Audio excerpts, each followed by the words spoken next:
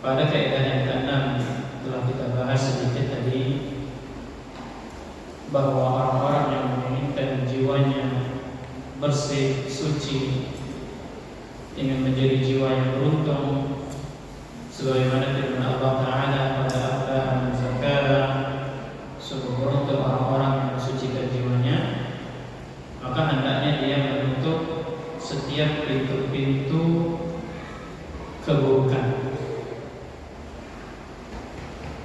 Kalaulah dia biarkan pintu-pintu keburukan itu tetap terbuka, maka dikhawatirkan dia akan terjerumus ke dalamnya hingga dia pun binasa dan dalam keadaan hina. Di dalam sunnah Nabi SAW telah dijelaskan bahaya bagi seorang hamba terhadap sesuatu yang dapat merusak agamanya. Di dalam sebuah hadis Nabi SAW bersabda, "Daraballahu mathalan siratan mustaqimah." Allah Subhanahu wa Ta'ala memberikan suatu permisalan, siratan mustaqimah, sebuah jalan yang lurus. Wa ala janbatay as-sirat surani. Allah Subhanahu wa Ta'ala memberikan sebuah permisalan, yaitu sebuah jalan yang lurus. Pada jalan yang lurus tersebut, pada kedua sisinya terdapat dua pagar. Berarti kalau itu adalah sebuah jalan, di sisi kanan dan kirinya ada pagar.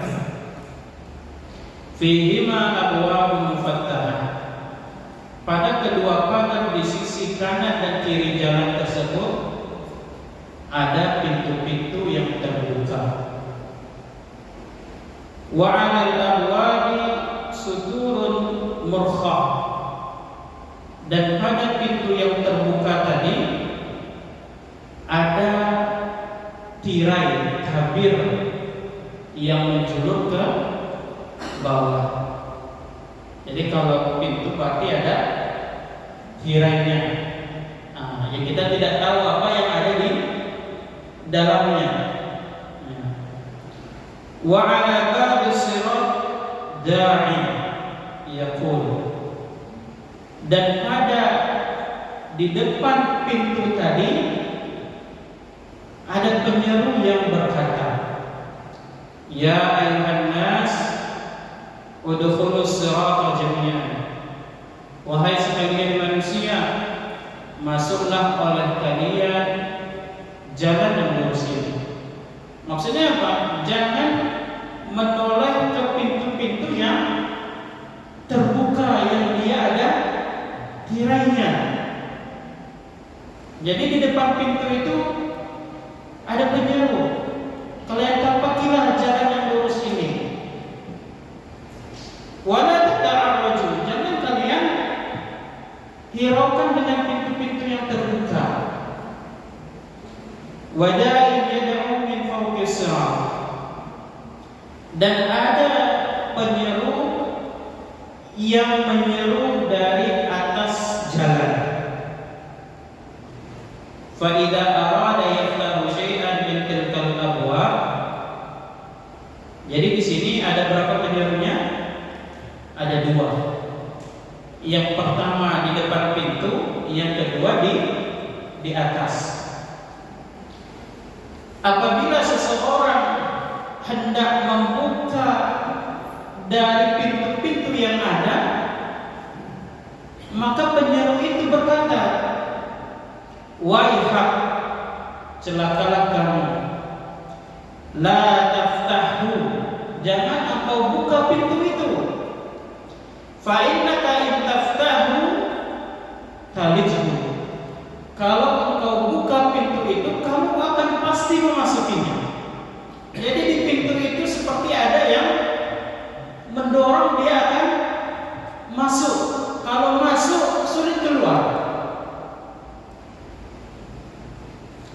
Dijelaskan di dalam hadis ini wasiratul Islam. Yang dimaksud dengan jalan yang lurus itu adalah Islam. Jadi kalau kita sebagai kaum muslimin udkhulu fi silmi kafah, masuklah ke dalam Islam secara totalitas, jangan setengah-setengah.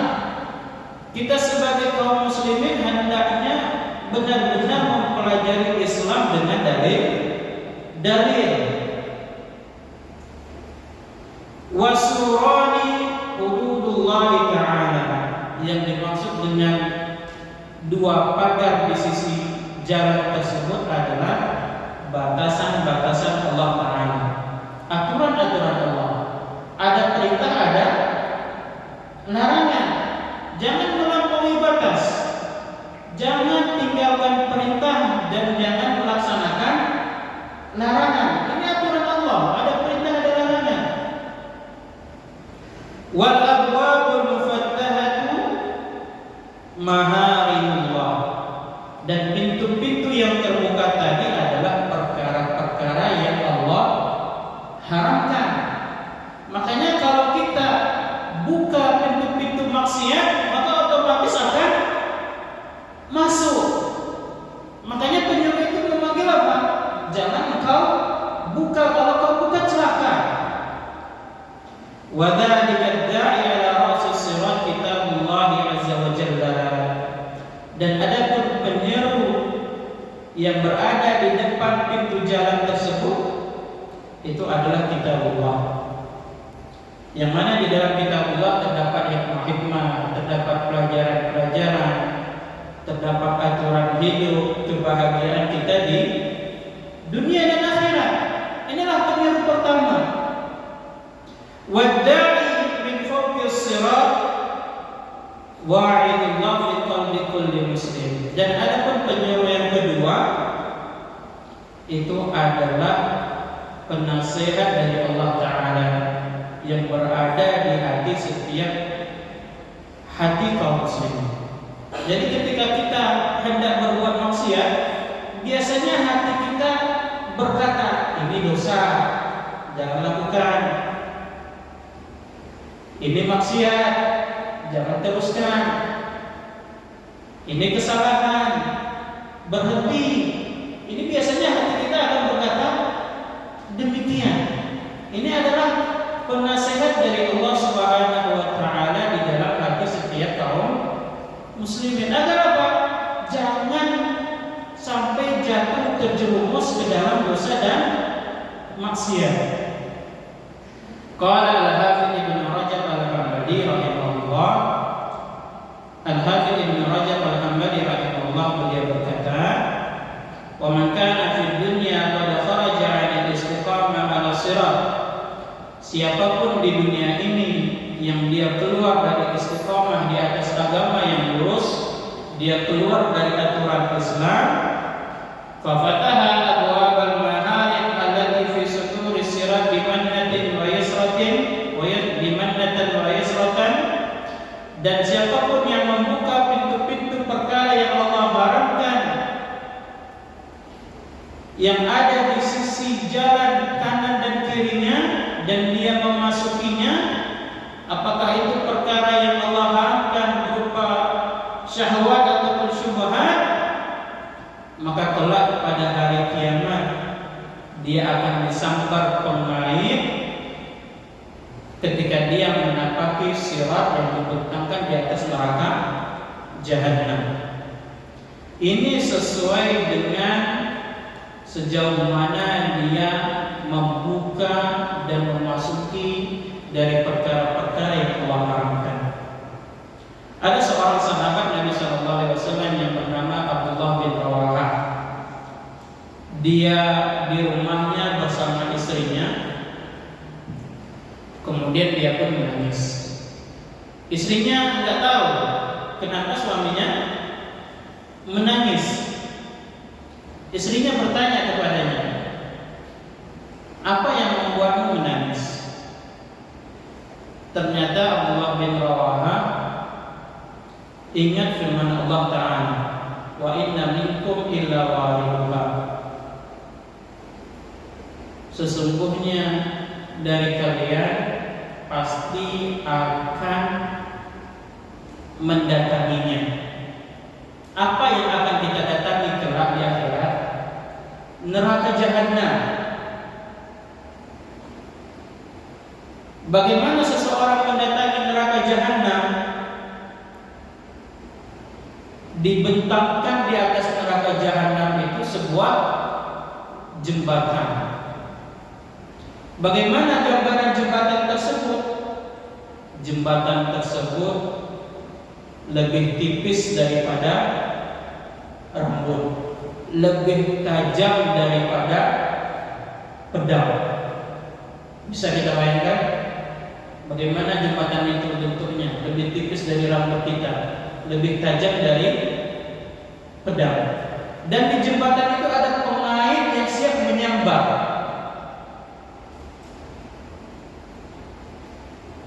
Kalau terkena sambarannya kemungkinan besar akan jatuh, dan itu jatuh ke dalam neraka jahanam. Maka tatkala Abdullah bin Rawaha mengingat firman Allah Ta'ala tersebut, beliau berkata, apakah aku tahu diriku itu akan selamat atau tidak? Dengan mengingat firman Allah tersebut, beliau menangis. Padahal beliau adalah seorang sahabat Nabi Sallallahu Alaihi Wasallam. Dan ini menjadi renungan bagi kita semua. Wa minhu qaulullah ta'ala, dan di antara hal yang Allah Subhanahu wa taala berfirman, qul lil mu'minina yaghuddu min absarihim wa yahfadhu furujahum dzalika azka lahum innallaha khabirun bima yasnaun.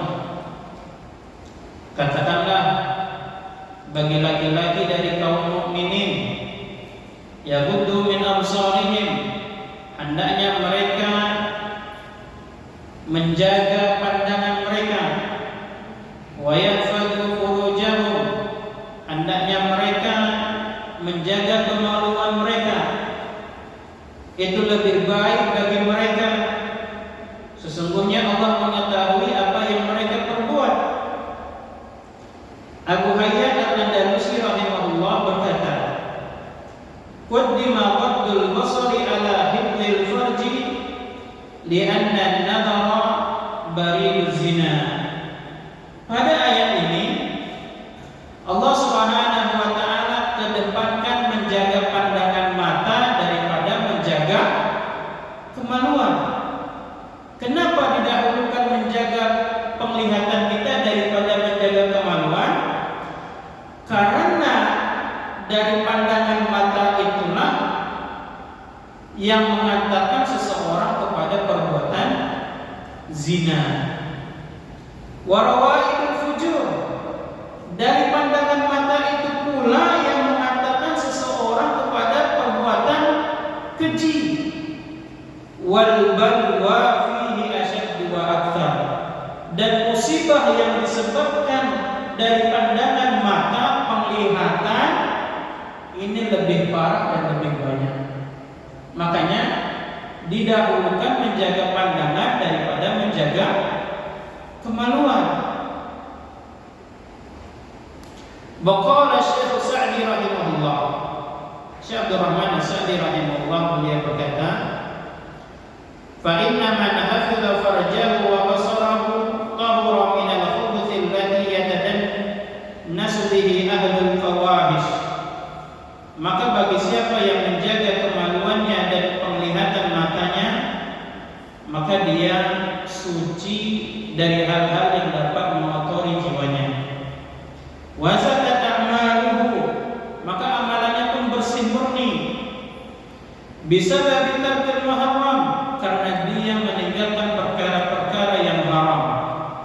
Alladzi tatma'u ilaihi an-nafs wa tad'u ilaihi, padahal jiwa itu senang condong kepada hal-hal yang disukainya.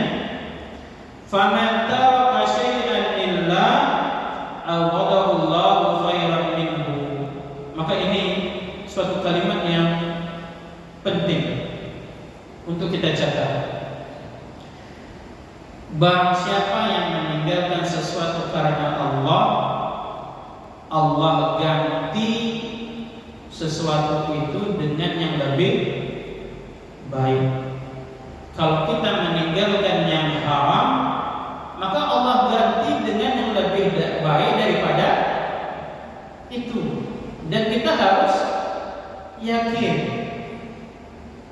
kita tinggalkan perkara-perkara haram, Allah ganti yang lebih baik. Barang siapa yang meninggalkan sesuatu karena Allah, maka Allah ganti sesuatu yang dia tinggalkan dengan perkara yang lebih baik. Walidha kana min husni islamil mar'i tarkuhu ma la ya'nihi. Oleh karenanya di antara baiknya keislaman seseorang adalah meninggalkan sesuatu yang tidak bermanfaat baginya. Maka Islam seseorang itu sempurna kalau dia meninggalkan perkara-perkara yang tidak bermanfaat baginya. Maka bagaimana kalau perkara itu bermanfaat baginya? Ihris ala ma yanfa'uka wasta'in billah. Bersemangatlah untuk melakukan perkara-perkara yang bermanfaat dan minta tolong kepada Allah. Wala ta'jiz, dan jangan engkau merasa lemah. Tapi kalau itu adalah perkara yang tidak bermanfaat, maka harus kita tinggalkan. Min fudulil kalami wan nadhari wa ghairi dzalik. Dan di antara perkara yang tidak bermanfaat adalah banyak berbicara dan banyak melihat dan yang lainnya. Jadi di sini disebutkan perkara yang tidak bermanfaat. Yang pertama banyak berbicara. Terkadang kita kalau ngobrol sanggup kita lama. Dan terkadang yang kita bicarakan adalah hal-hal yang tidak bermanfaat. Begitu pula mata kita. Kita melihat pada perkara yang tidak bermanfaat. Coba kita bandingkan, mana yang lebih lama mata kita membaca Al-Quran atau mata kita untuk membaca handphone kita? Qala Ibnu Qayyim rahimahullah, Ibnu Qayyim rahimahullah berkata, wa aktsarul ma'asi innama tuwalliduha min fudulil kalami wan nadhar. Maksiat yang paling banyak sekali terjadi itu disebabkan karena banyaknya berbicara dan banyaknya melihat. Wa huma awsa'u madakhil syaitan. Karena banyak berbicara dan banyak melihat, ini adalah pintu utama syaitan memasuki jiwa seseorang. Fa inna jarahataihima la yamillani wa la yasaman. Karena mata kita, karena lisan kita, kedua hal ini yang paling jarang merasa lelah dan letih. Makanya kalau kita megang handphone berjam-jaman kita sanggup, apalagi kalau sudah main game. Sejam 2 jam itu enggak cukup. Kenapa? Karena di penglihatan inilah pintu syaitan paling banyak masuk. Makanya kita lihat kalau kita buka TikTok nggak berhenti tuh. Lihat sana, lihat sini, Instagram juga demikian, Facebook juga demikian. Kenapa? Karena mata dan lisan kita ini jarang lelah. Maka disinilah pintu syaitan masuk. Fayanbaghi 'alal 'abdi an yakuna 'aqilan kay ihsan.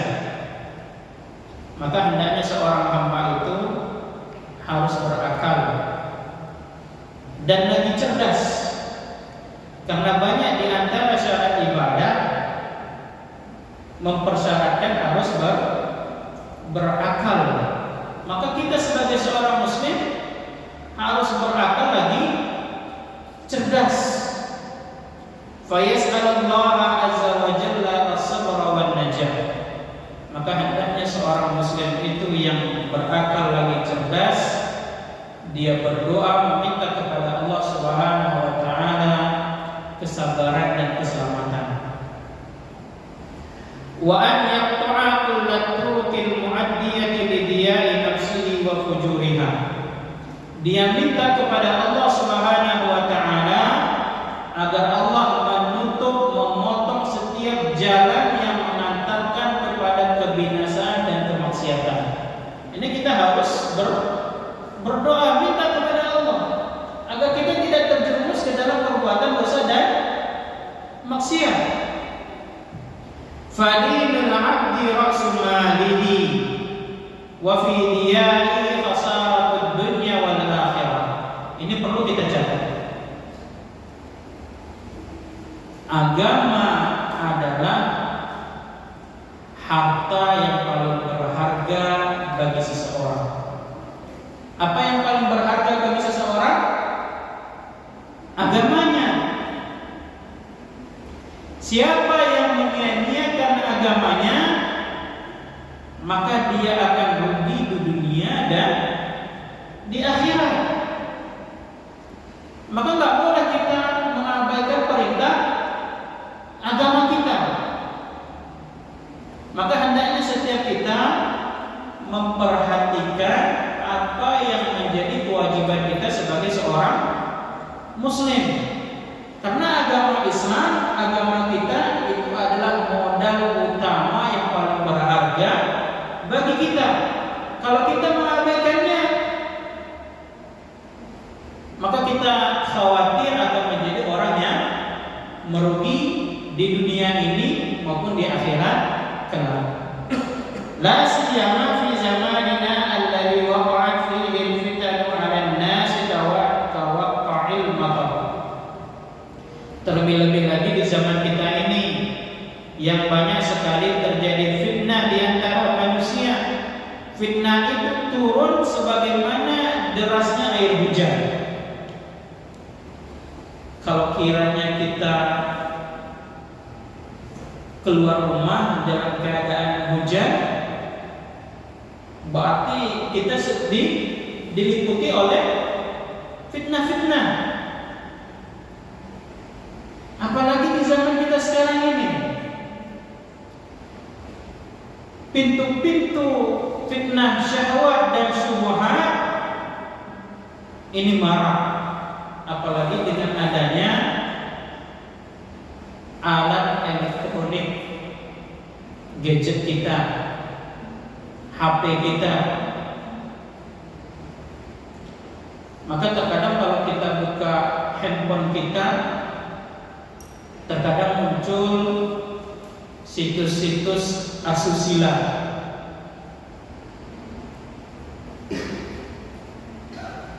Kalau kita buka televisi kita, terkadang muncul program-program televisi amoral. Hatta sabat katsiran minan nas ila al-khawaya wa sarafatuhum 'anil hidayah. Hingga banyak di antara manusia yang berjalan di atas kesesatan dan jauh dari hidayah.